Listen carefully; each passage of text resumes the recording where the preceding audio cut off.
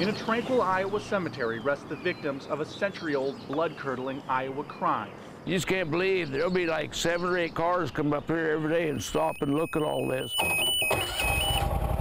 Lifelong Villisca resident Bob Brown has no problem halting his daily duties to share their story. They'll come and find me and I'll bring them down to him, show them, and I'll tell them what happened there.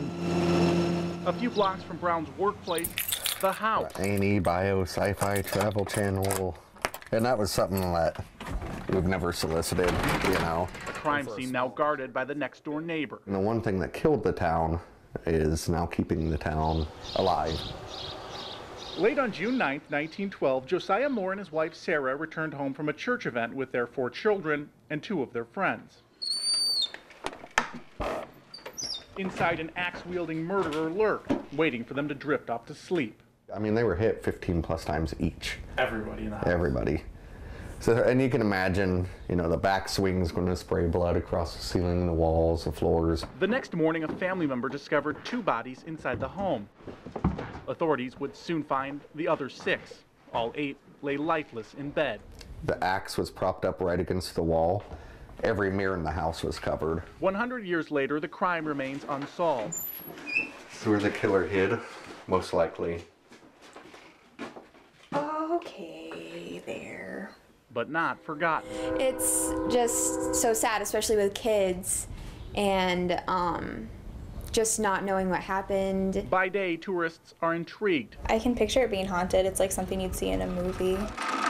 But as rain descends on the white frame house, daylight disappears.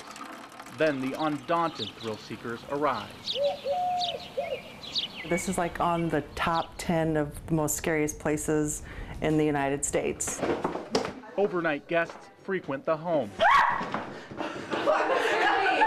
hoping to catch a morsel of that horrific night. Can you give us a sign if you're here? In 1912. Oh my God! Oh my God! Well, we hear the kids playing, laughing. We can hear them also screaming. They were filming and the thing just goes.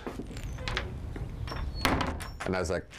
Whether night or day, ghost stories often coincide. At some point, you just have to say, there's weird things out there that can't be explained. But for those who call this small Iowa town home, opinions of the supernatural never will. I've heard a story I don't know. I don't know.